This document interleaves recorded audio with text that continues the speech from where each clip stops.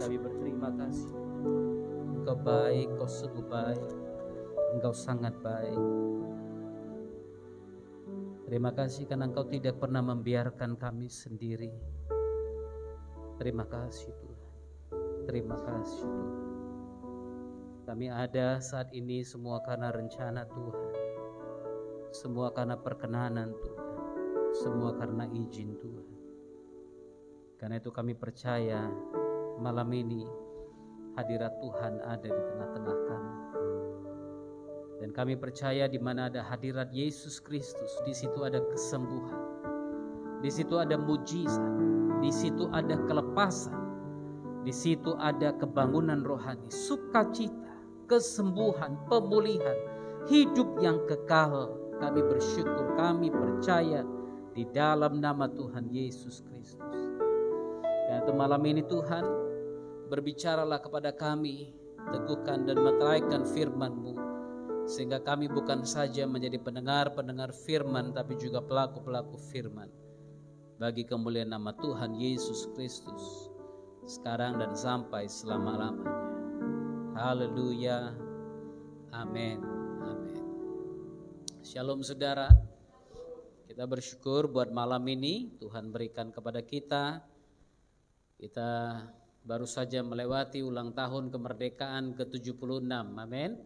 Dan saya percaya kita menikmati kemerdekaan itu selama 76 tahun semua karena kemurahan Tuhan. Hari ini kita melihat beberapa hari ini satu negara yang digoncang oleh orang-orang yang berkehendak untuk merusak negara itu. Dan saudara lihat betapa mengerikannya kalau satu negara berada dalam kekacauan. Afghanistan saat ini berada dalam kekacauan besar. Dan kita terus berdoa juga buat mereka agar Tuhan juga menjamah, melindungi mereka, khususnya anak-anak Tuhan yang ada di sana. Haleluya. Karena itu tetap berdoa buat bangsa kita, agar bangsa ini tetap satu, bangsa ini tetap berada dalam perlindungan Tuhan, dan bangsa ini tetap meninggikan nama Tuhan. Haleluya. Kita akan lanjutkan pelajaran firman Tuhan dari Matius pasal yang ke-15 ayat 21 sampai ayat yang ke-28. Matius pasal 15 ayat 21 sampai 28. Saya baca ayat 21, Anda baca ayat 22, demikian selanjutnya sampai 28. Siap? Lalu Yesus pergi dari situ dan menyingkir ke daerah Tirus dan Sidon.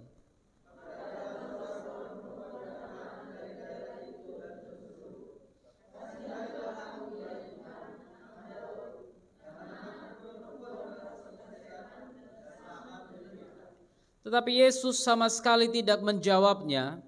Lalu murid-muridnya datang dan meminta kepadanya, suruhlah ia pergi. Ia mengikuti kita dengan berteriak-teriak.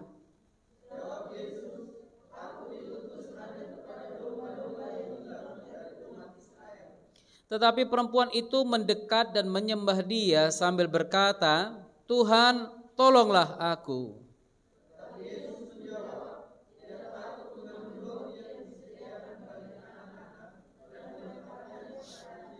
Kata perempuan itu, benar Tuhan, namun anjing itu juga makan remah-remah yang jatuh dari meja tuannya.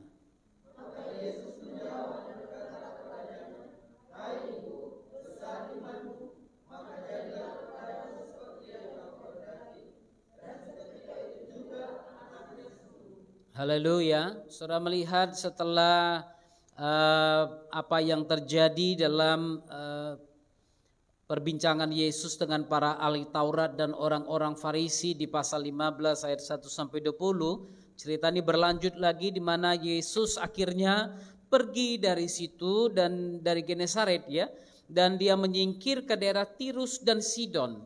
Alkitab King James Version mengatakan dia menyingkir ke pesisirnya. Tirus dan Sidon artinya dia tidak pergi ke kotanya, tapi dia berada di pesisir, untuk menunjukkan kepada kita bahwa dia peduli kepada siapapun yang mau datang kepadanya. Haleluya. Karena firman Tuhan katakan, kalau Anda lihat dalam Yohanes pasal 1 ayat yang ke-11, bagaimana ia datang kepada milik kepunyaannya tetapi orang-orang kepunyaannya itu tidak menerimanya.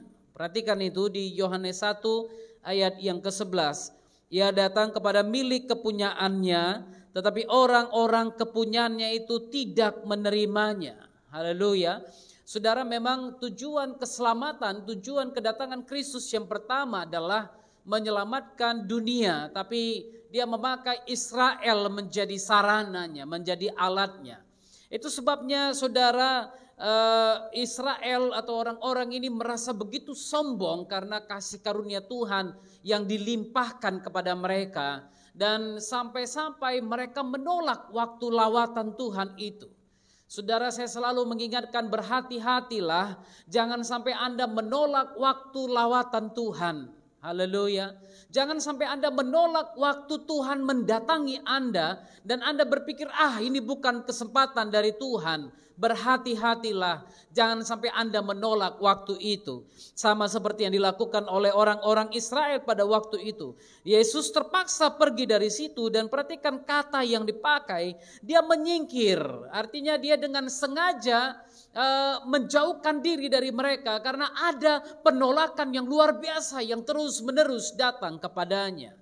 Ya, itu sebabnya Yohanes menangkap itu, dan di pasal 1 dia berbicara tentang terang yang adalah firman itu, yaitu juru selamat itu. Dia datang kepada milik kepunyaannya, tapi justru dia ditolak oleh mereka. Lalu ayat yang kedua, sedang Yesus berjalan di situ, datanglah seorang perempuan Kanaan dari daerah itu dan berseru, kasihanilah aku ya Tuhan, anak Daud, karena anak perempuanku kerasukan setan dan sangat menderita. Bangsa Sidon ini bermusuhan dengan umat Tuhan yang ada, saudara, dengan orang Israel. Karena apa? Salomo dan Abia pernah menikah dengan keturunan mereka, dan akhirnya Israel mengikuti jalan mereka yang salah. Orang-orang Israel ikut menyembah kepada berhala-berhala mereka. Itu sebabnya Tuhan marah kepada bangsa Sidon ini. Dan saudara, lalu mereka dianggap, dicap sebagai orang yang sangat rendah. Bahkan kalau Anda perhatikan di sini, mereka dijuluki sebagai anjing, orang yang tidak berhak mendapat kasih karunia itu sebenarnya. Begitu rendahnya mereka di hadapan orang-orang Israel. Lalu ayat yang kedua, perempuan itu datang kepada Yesus dan berseru, ya, kasihanilah aku. Saudara perhatikan kata di situ, ada kata berseru. Ya, dia berseru karena apa? Berarti dia berada di tempat yang jauh. Dia tidak berani mendekat kepada mereka. Karena kalau dia mendekat kepada mereka, kemungkinan besar dia akan dilempar dengan batu. Karena orang-orang itu membenci orang-orang Kanaan ini, saudara.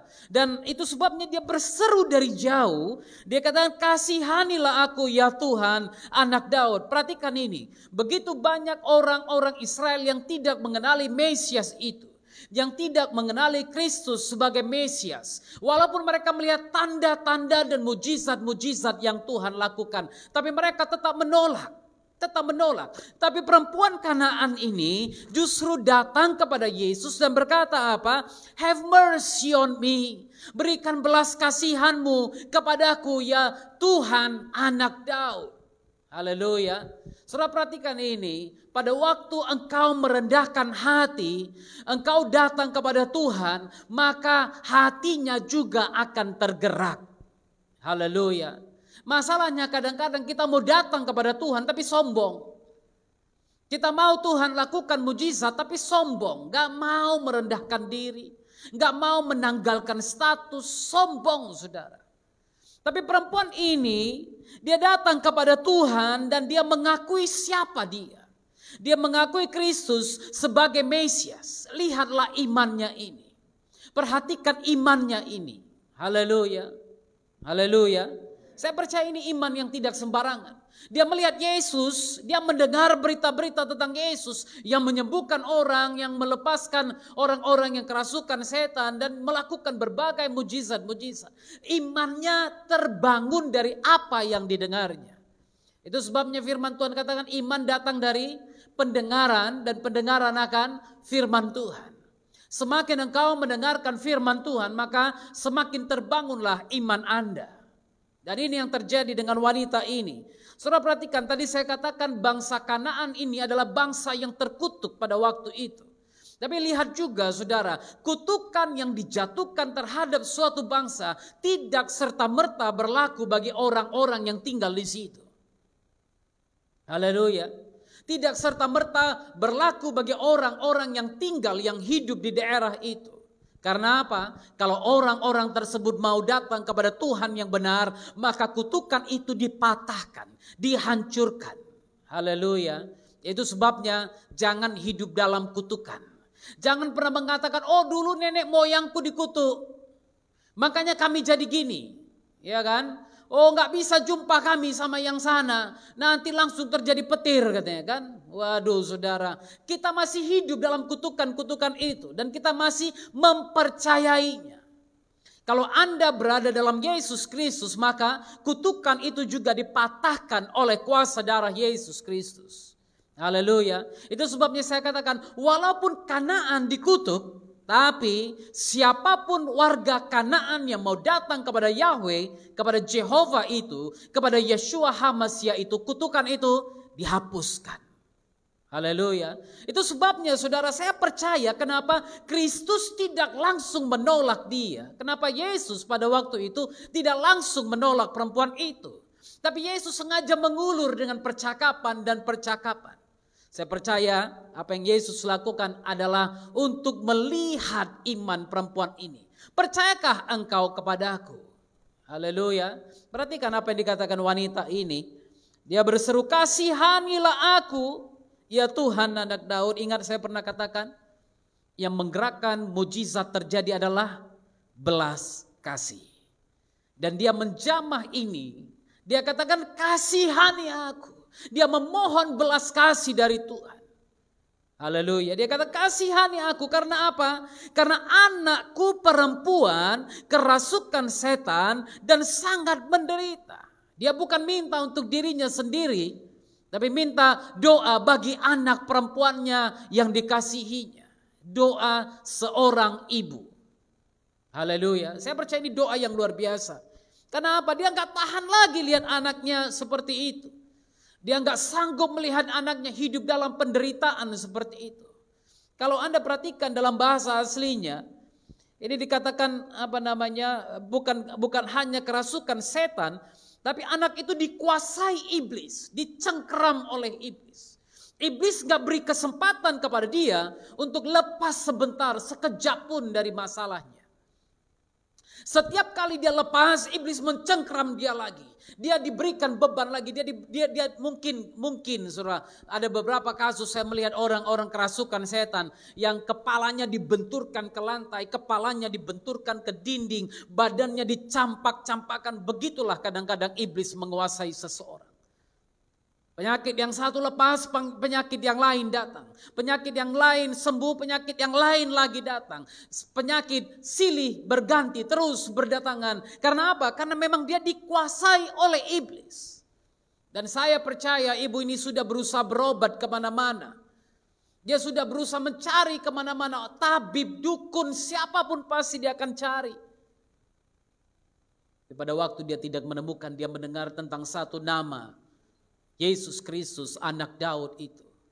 Itu sebabnya pada waktu dia mendengar Yesus datang ke daerahnya, dia jatuh tersungkur di situ. Karena apa?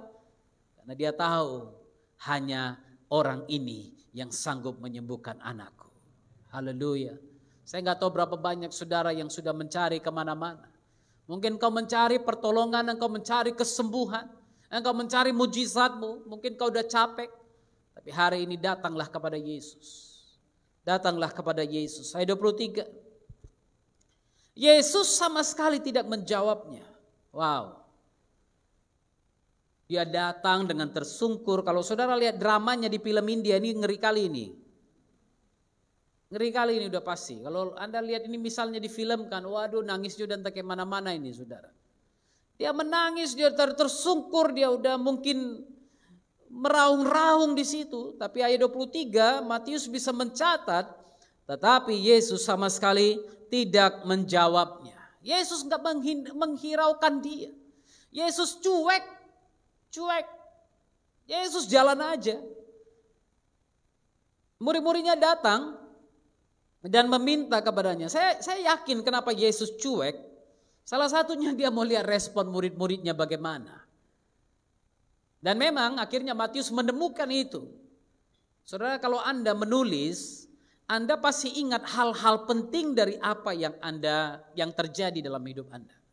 Seorang penulis itu biasanya akan lihat hal-hal penting yang terjadi dan itu akan direkod, akan direkamnya. Kenapa? Dia melihat ini penting. Pada waktu Matius menulis tentang apa yang terjadi dalam pelayanan Yesus, dia melihat sesuatu yang penting tentang sikap murid-murid. Pada waktu Yesus diam, saudara lihat ini, perhatikan kata-katanya, ayat 22, 23, kata murid-muridnya datang dan meminta kepada Yesus, apa? Suruhlah dia pergi. Dia mengikuti kita dengan berteriak-teriak. Saudara perhatikan ini, ada kebencian sukuisme juga di sini. Karena apa? Mereka tahu bangsa Kanaan ini gak layak diperhatikan. Ini bangsa yang pernah membuat kita dikutuk, dimarahi Tuhan. Dan banyak di antara kaum kita yang dibunuh pada masa itu karena tidak taat pada Tuhan. Itu sebabnya kebencian itu ada pada murid-muridnya. Yesus berjalan terus dan dia mau mendengarkan apa yang akan disampaikan murid-muridnya. Tapi saya percaya mungkin ada sedikit kekecewaan dalam hati Yesus pada waktu dia dengar murid-muridnya katakan, suruhlah dia pergi. Ngapain perempuan ikut-ikut kita? Suruh aja pergilah. Usir aja dia Tuhan. Perhatikan itu saudara. Padahal murid-murid bisa katakan, Tuhan udahlah doakan aja dia. Sembuhkan aja dia. Sembuhkan anaknya cepat-cepat, datuk kita pergilah. Betul kan? Karena ada dua opsi. Anda bisa saja berseru kepada Tuhan. Anda bilang, Tuhan udahlah cepat-cepat sembuhkan kita pergilah udah. Biar kita nggak dicap sekutunya Kanaan gitu kan. Bisa aja kan. Jangan kita dianggap nanti sekutunya Kanaan. Udah doakan pergi, kita jalan aja. Tapi enggak, ternyata murid-murid masih menyimpan sikap permusuhan. Padahal Yesus sudah katakan sebelum-belumnya, dia katakan apa?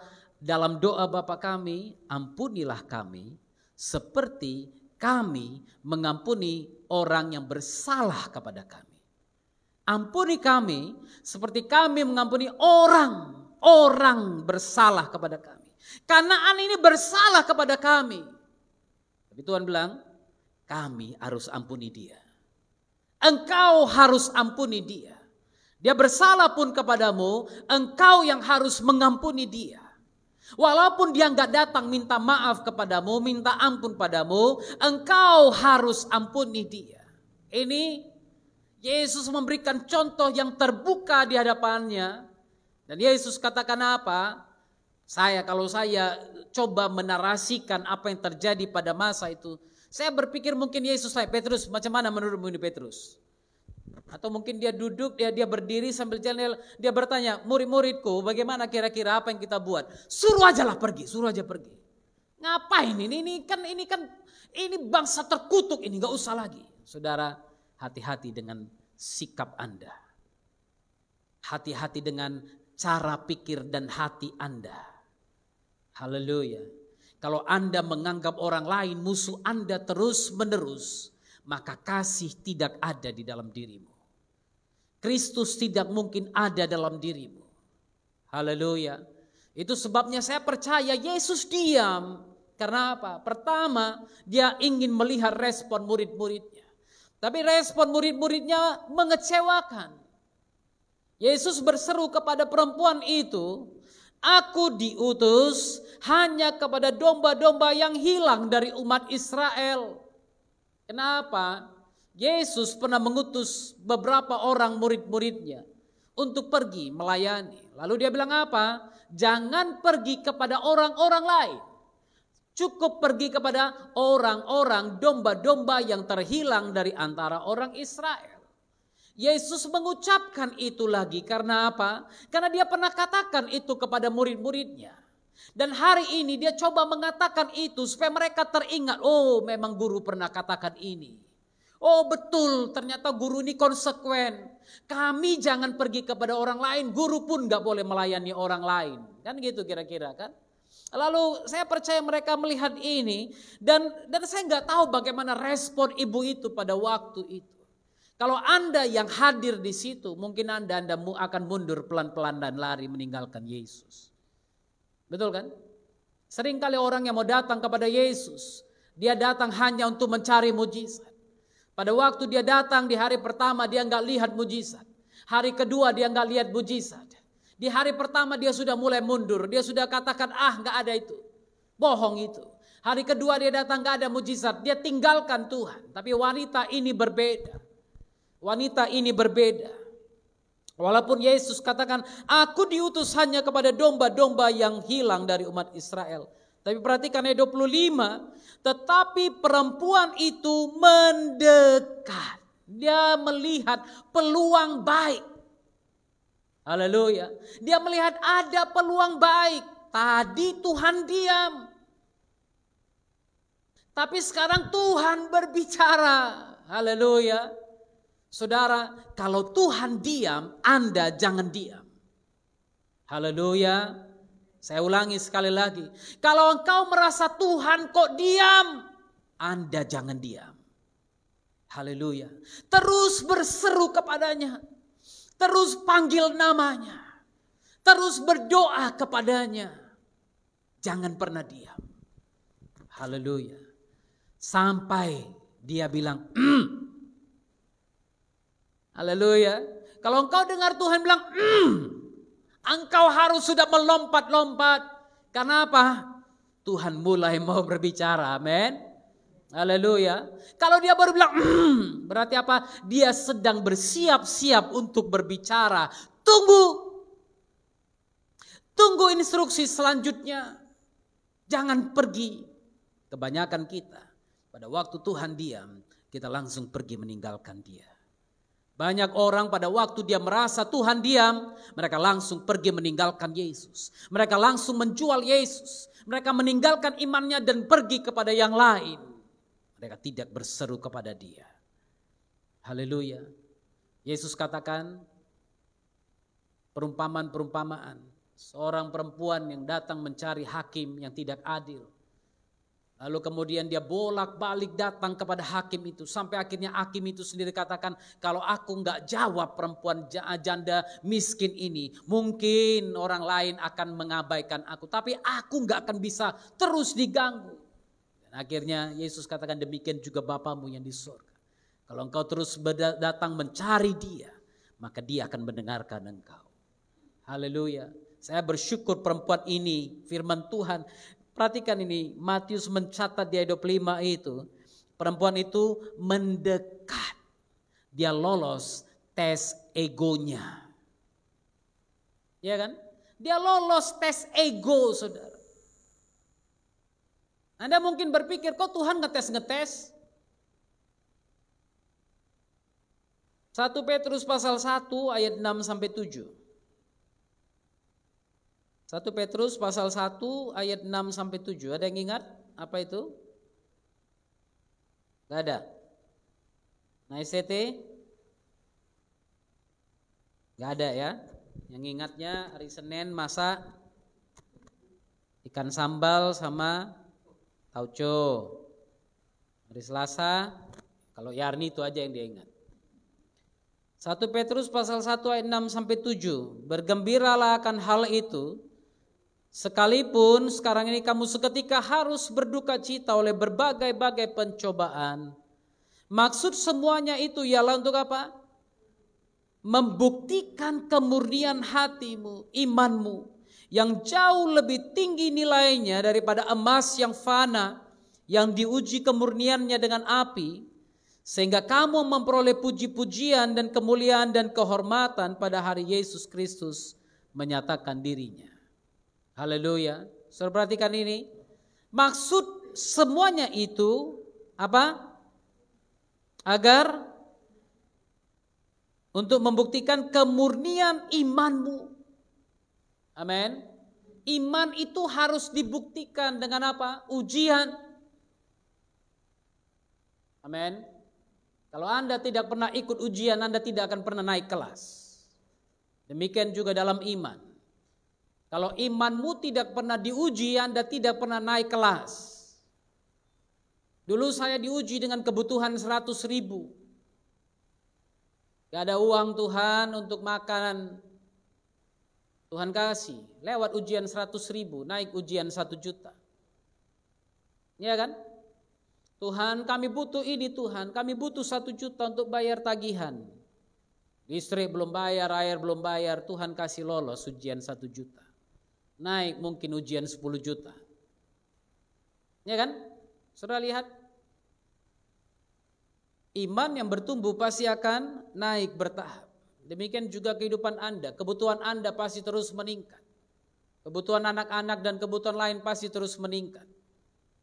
Dan setiap kali Anda punya kebutuhan lain, imanmu pasti akan diangkat ke level yang lebih tinggi lagi. Untuk percaya lagi kepadanya, untuk terus percaya, untuk terus percaya. Haleluya. Saya sampaikan kepada saudara bagaimana dalam setiap hal kami harus melewati ujian-ujian iman itu. Dalam setiap hal, segala hal. Kami melewati ujian iman di mana kami melihat anak kami berhenti bernafas. Lalu kemudian Tuhan menghidupkan dia kembali. Kami melewati ujian iman di mana kami alami hampir tidak ada apapun di tangan kami. Kami lewati ujian iman. Tahun lalu saya lewati ujian iman sewaktu saya mau membeli tanah. Uang yang saya bayar, yang saya panjar hangus. Saya lewati ujian iman itu. Lalu kemudian saya coba mengambil tanah lagi. Lalu kemudian waktu mau bayar hampir hangus lagi. Tuhan bawa saya lewati ujian iman itu. Sampai akhirnya Tuhan sediakan itu bagi kita. Haleluya. Tujuan iman maksudnya untuk membuktikan kemurnian imanmu. Egomu ditaklukkan sama seperti perempuan ini. Yang Yesus katakan sangat menyentuh egonya sebenarnya. Seorang ibu datang kepada Yesus. Yesus katakan, aku diutus bukan untuk orang lain. Aku hanya diutus untuk Israel. Tapi saya bersyukur perempuan ini, kata firman Tuhan, mendekat dan menyembah dia. Perhatikan saudara, bukan hanya mendekat, tapi dia menyembah Yesus, worshiping Him. Menyembah. Dia enggak berhenti saudara, tapi dia menyembah Yesus sambil berkata, Tuhan tolonglah aku. Haleluya. Dia bukan berkata guru, dia bukan berkata rabi, tapi dia berkata, Tuhan tolonglah aku. Tolonglah aku. Haleluya. Ada penyembahan yang sangat luar biasa. Saya nggak tahu, mungkin dia jatuh bertelut dan dia menyembah kepada Yesus dengan tangan yang terangkat. Dia bilang, Tuhan tolonglah aku. Saudara harus mengerti, penyembahan bukan bicara haleluya. Mungkin Anda berpikir, oh ini perempuan nyanyi depan Yesus. Enggak.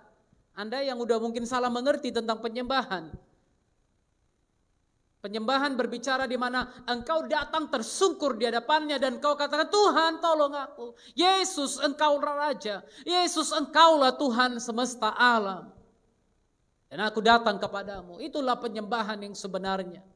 Penyembahan bukan bicara tentang 4 not, 4 kunci yang ada, yang Anda ikuti dalam permainan musik. Bukan itu. Tapi penyembahan bicara tentang sikap hati, di mana seseorang tersungkur dan datang kepada Yesus, mengakui kedaulatannya sebagai Tuhan. Haleluya. Dia mendekat dan menyembah dia sambil berkata, Tuhan tolonglah aku. Tuhan cuek. Tuhan gak peduli. Saudara bisa lihat dalam Mazmur, dalam Yesaya, firman Tuhan banyak bicara, Daud banyak bicara, Tuhan janganlah berdiam diri. Jangan berdiam diri. Saya senang Yesaya bilang ini sebentar, coba lihat. Yeremia 14 ayat 9. Yeremia 14 ayat yang ke-9. Yesaya lah ini.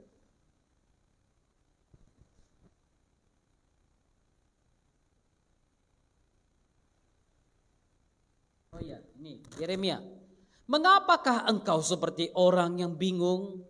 Seperti pahlawan yang tidak sanggup menolong, tetapi engkau ada di antara kami ya Yahweh, dan namamu diserukan di atas kami, janganlah tinggalkan kami. Saudara lihat, saya percaya Anda pernah alami itu. Anda pernah berseru kepada Tuhan, kayaknya Tuhan diam. Anda pernah memanggil nama Tuhan, kayaknya Tuhan gak peduli, kayaknya Tuhan gak mau jawab. Udah seminggu aku berseru, dia diam aja. Dia gak jawab, gak ada tanda-tanda. Kayak orang bingung. Yeremia bilang begitu. Ya pengharapan Israel, penolongnya di waktu kesusahan. Mengapa engkau seperti orang asing di negeri ini? Seperti orang perjalanan yang hanya singgah untuk bermalam. Mengapakah engkau seperti orang yang bingung? Mengapa engkau seperti gak mau jawab? Mengapa engkau seperti gak kenal dengan kami? Haleluya. Saudara jangan heran kalau kelihatannya Tuhan bingung dengan doa saudara. Kelihatannya Tuhan diam dengan doa saudara.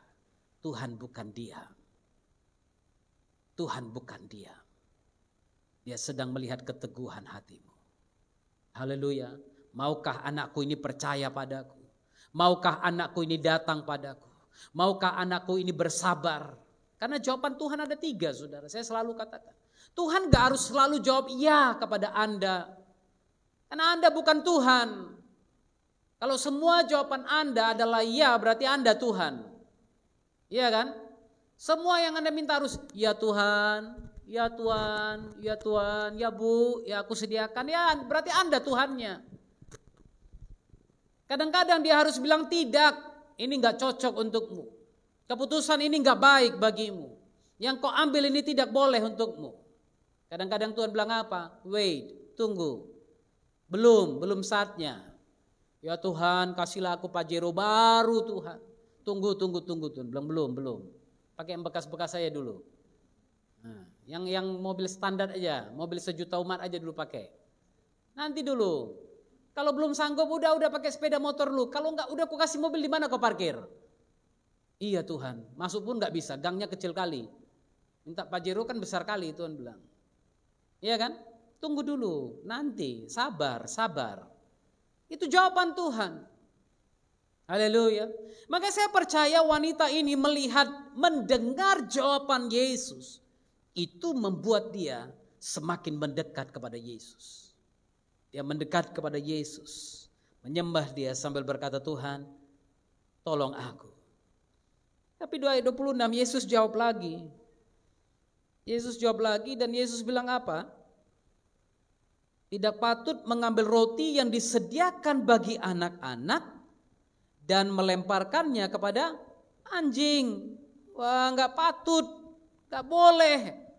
Masa roti untuk anak-anak dikasih anjing? Wow.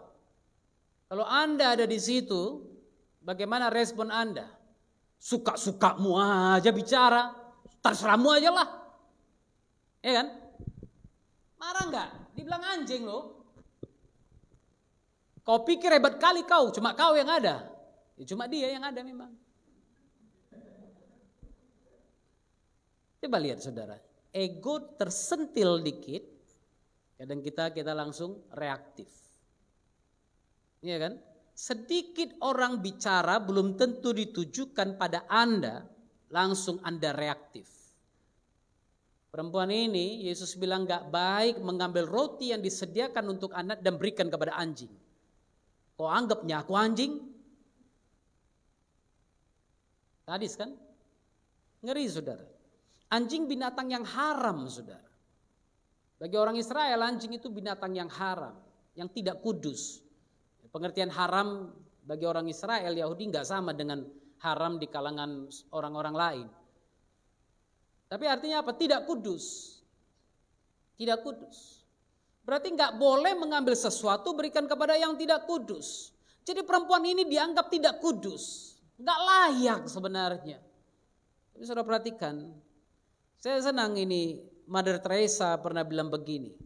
I found a paradox that if you love until it hurts, there can be no more hurt, only love. Aku menemukan satu pertentangan, yaitu jika engkau mengasihi, mencintai sampai itu melukaimu, maka enggak akan ada lagi rasa sakit. Yang ada hanyalah cinta. Sudah mengerti maksud Mother Teresa? Engkau sering disakiti,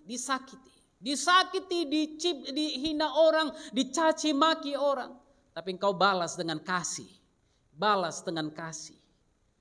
Ini yang dia bilang, aku menemukan pertentangan, yaitu kalau engkau mengasihi sampai engkau terluka. Ada suami-suami yang tetap mengasihi istrinya walaupun istrinya itu menjadi duri dalam daging bagi dia. Tiap hari menyakiti suaminya atau sebaliknya.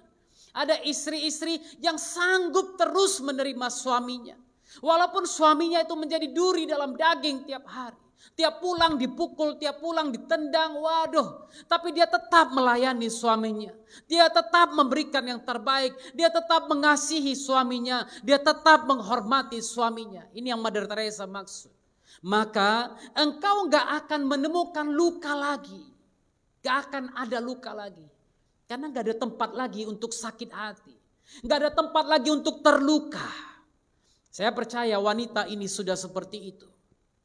Dia sudah berada di titik paling rendah dalam hidupnya. Orang sudah menghina dia.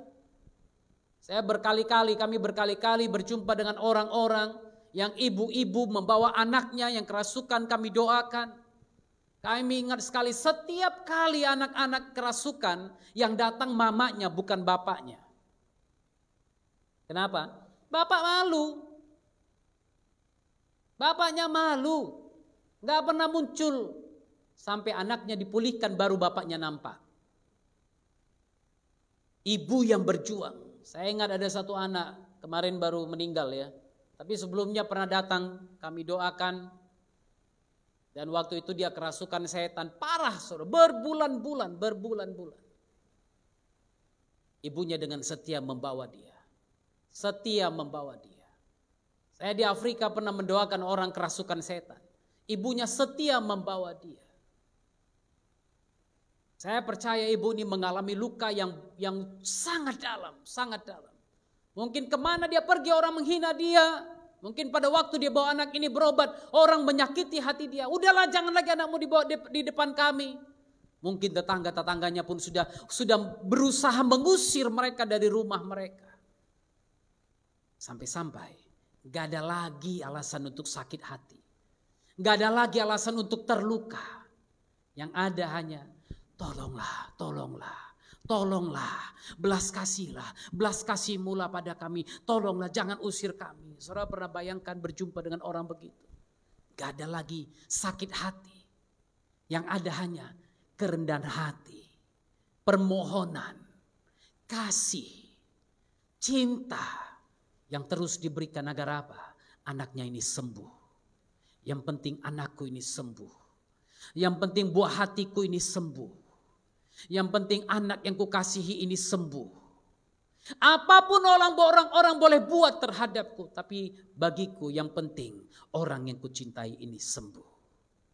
Gak ada lagi sakit hati. Haleluya.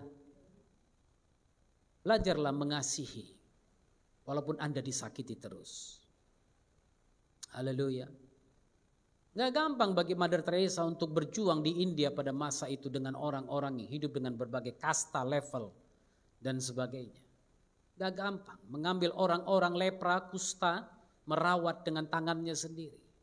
Dia juga pernah mengalami kusta karena apa yang dia lakukan. Dan kemudian orang-orang lain bergabung dengan dia. Apa yang dia punya dia beri kepada orang-orang yang dianggap kasta paling bawah, yang dianggap tidak punya apa-apa. Dan saya percaya dia juga mengalami hinaan luar biasa. Dia mengalami hinaan luar biasa. Karena kalau Anda pergi ke India sampai sekarang pun masih ada level-level kasta itu. Masih ada. Bayangkan Mother Teresa melakukan itu pada tahun 1900-an itu. Dan sampai hari ini kita bisa dengar kutipannya tadi. Kenapa? Karena kasih Yesus begitu membebat hatinya. Haleluya. Kalau Anda punya kasih, Anda punya iman, maka mujizat menjadi milik Anda. Haleluya.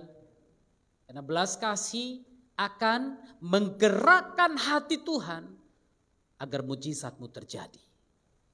Ingat kutipan itu saya katakan. Perempuan itu berkata apa? Benar Tuhan. Aku anjing, kau anggap aku najis, gak masalah. Orang-orang ini anggap aku najis, gak masalah. Namun anjing itu makan remah-remah yang jatuh dari meja Tuhannya. Faith will move God's heart. Iman akan menggerakkan hati Tuhan. Kenapa? Iman adalah bahasanya Tuhan. Tanpa iman tidak mungkin orang menyenangkan hati Tuhan. Tidak mungkin. Tidak mungkin. Nah, karena itu Anda cukup datang dengan iman kepadanya. Percaya kepadanya. Jangan menduakan dia. Jangan menerima yang lain dan kemudian berusaha menerima dia juga. Karena itu menyakiti hatinya. Datang kepada Yesus dengan iman. Sama seperti perempuan ini. Yang datang kepada Yesus dengan iman itu. Ya Tuhan. Dia panggil Yesus. Dia panggil nama Mesias itu. Dan mujizat menjadi miliknya. Haleluya. Saya percaya kita bisa belajar dari perempuan ini. Itu sebabnya saya percaya kasih Yesus terus bekerja dalam hati Anda. Nah, kalau kasih itu dalam hati Anda tidak akan bisa lagi terluka oleh hal-hal yang lain. Yang ada tinggal kasih, iman, pengharapan, dan kasih. Dan yang paling besar adalah kasih. Haleluya. Berusahalah mengasihi sampai engkau tidak bisa terluka lagi. Dan yang ada hanyalah kasih. Haleluya. Mari kita bersatu dalam doa.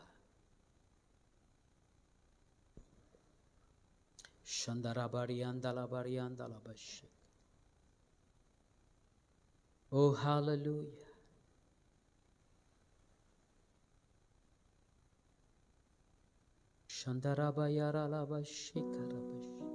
Minta kasih itu darinya. Minta iman itu darinya. Minta iman itu darinya. Karena iman akan menggerakkan hati Tuhan. Apapun permohonan Anda hari ini, kalau engkau beriman, engkau percaya kepadanya, maka engkau akan melihat jamahan Tuhan. Bagi siapapun, bagi orang-orang yang kau kasihi, bagi orang-orang dekatmu, mungkin bagi anakmu, bagi ibumu, bagi ayahmu, bagi siapapun yang kau kasihi, bagi suami atau istrimu, bagi anak-anakmu, dia ada di situ. Oh haleluya. Kasih Yesus mengalir dalamku seperti sungai yang tak pernah kering. Kasih Yesus membeban hatiku, dalam kasih-Mu ku merasa teduh. Kasih Yesus mengalir dalamku seperti sungai yang tak pernah kering. Kasih Yesus membeban hatiku, dalam kasih-Nya ku merasa teduh. Kasih Yesus indah dalam hidupku, menghiasi hati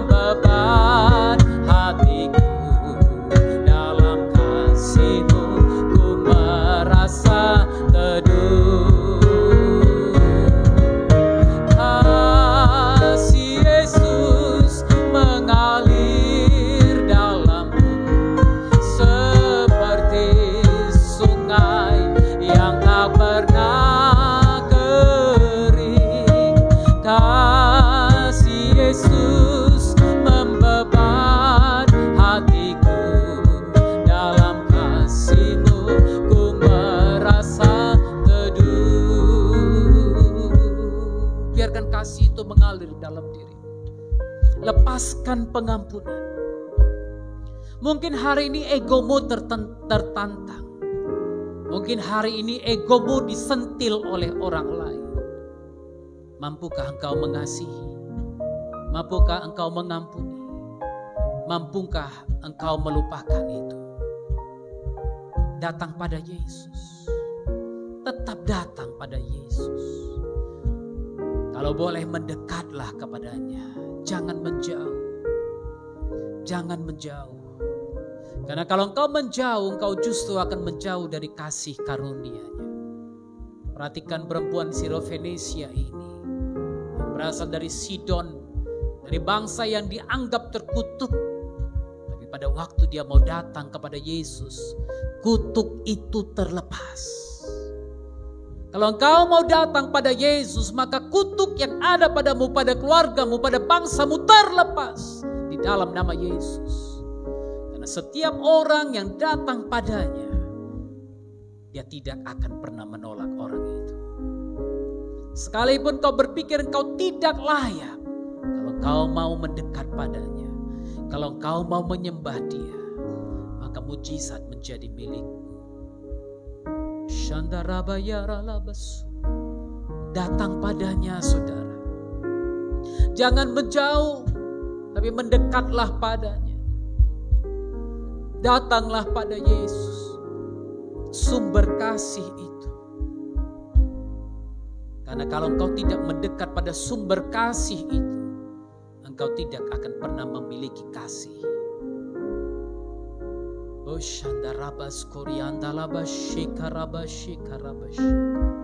Mendekat padanya.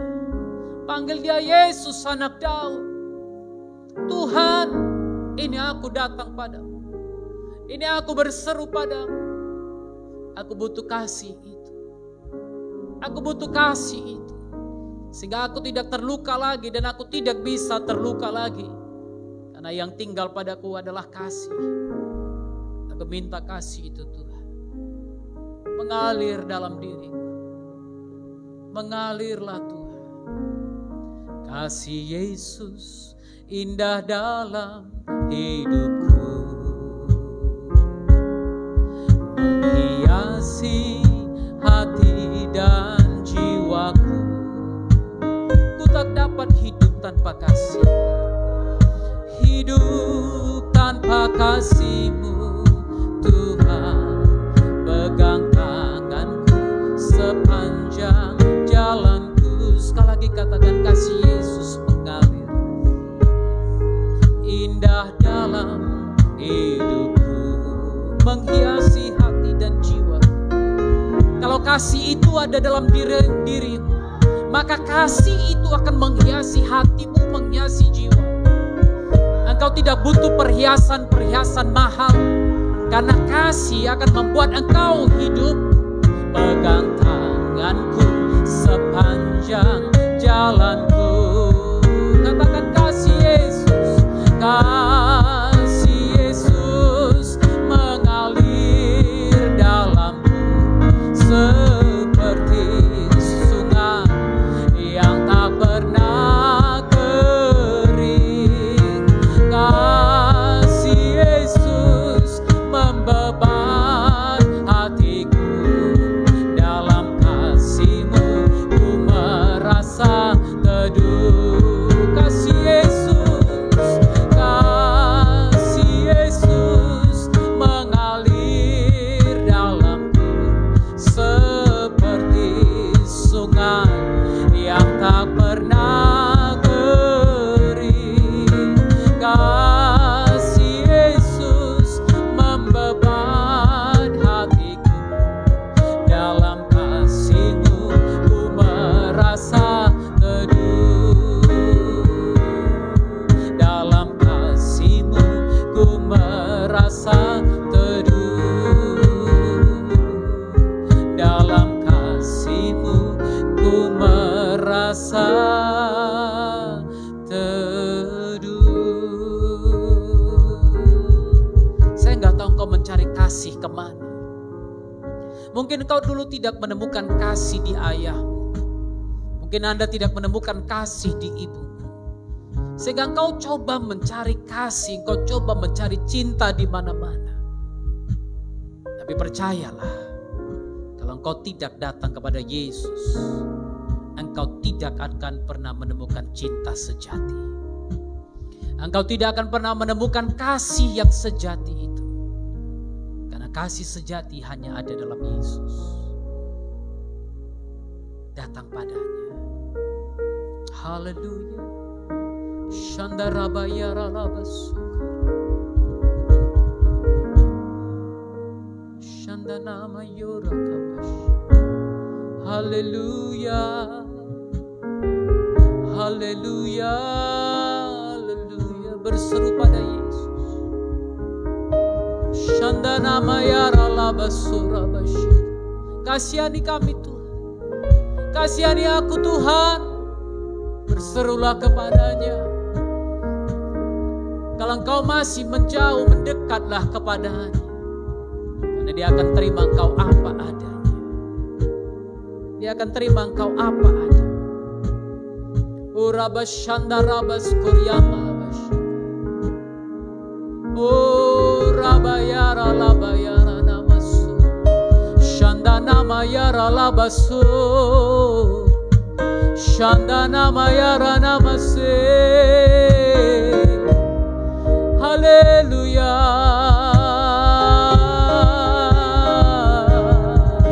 Haleluya. Haleluya. Shandarabayara labayara labayara namaya namasu. Haleluya. Sembah, sembah Yesus. Sembah Dia. Sembah Yesus Tuhan.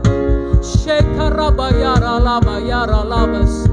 Datanglah padanya, datanglah padanya, datanglah padanya, datang padanya. Dia membuka hati, dia membuka dirinya. Datang padanya. Dia akan memeluk engkau, dia akan menerima engkau, dia akan mengampuni engkau, dia akan memulihkan engkau, dia sanggup menyembuhkan engkau.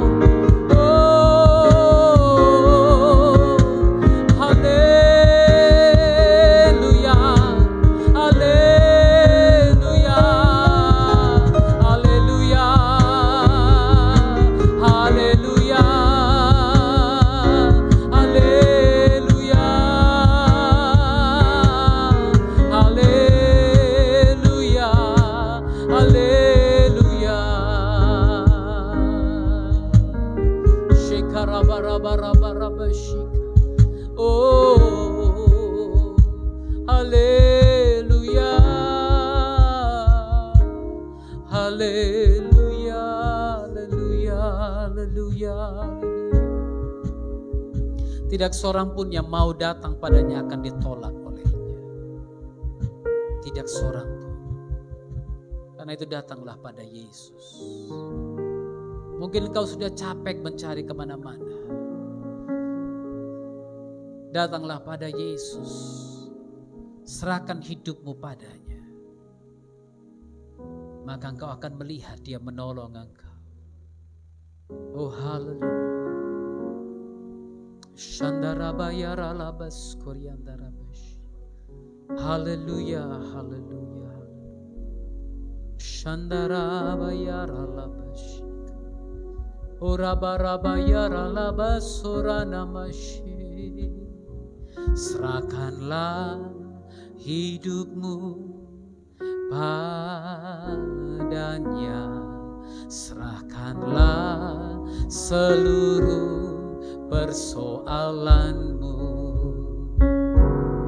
sebab di dalam namanya ada jaminan kekal di dalam segala perkara. Serahkanlah hidupmu padanya, serahkanlah seluruh persoalanmu, sebab di dalam namanya ada jawaban, ada jaminan kekal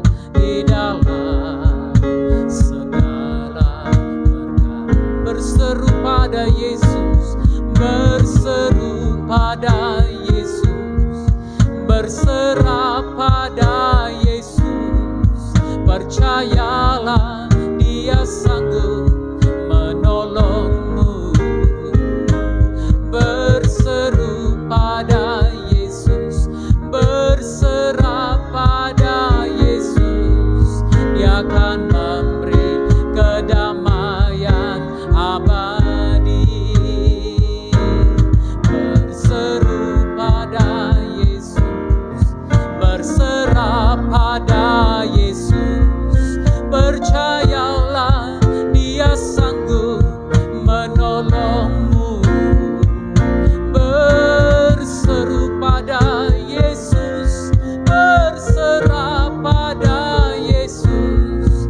Dia akan memberi kedamaian abadi. Berseru padanya, panggil namanya, panggil nama Yesus. Dia tidak akan pernah kecewakan Anda. Dia tidak akan pernah membiarkan engkau. Dia sanggup menolongmu. Berseru pada Yesus, berserah pada Yesus. Dia akan memberi kedamaian abadi. Dia akan memberi kedamaian abadi. Dia akan memberi kedamaian abadi.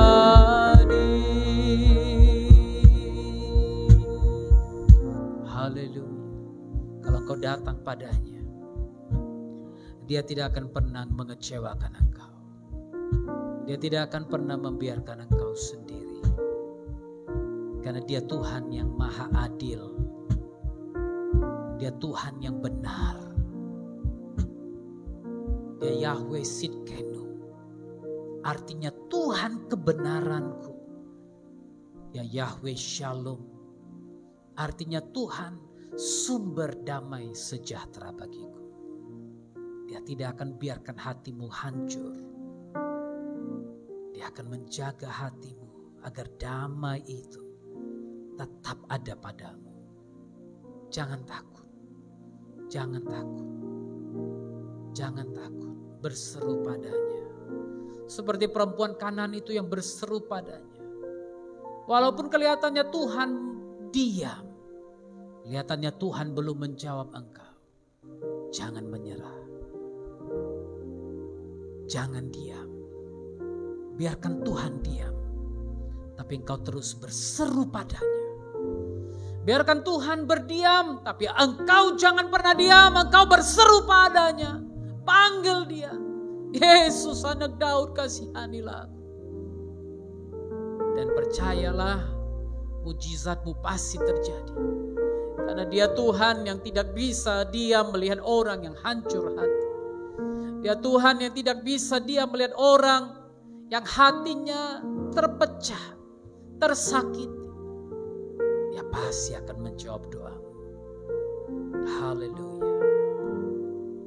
Minta Tuhan pulihkan hatimu. Sehingga kalau engkau dipulihkan, gerejanya pasti dipulihkan.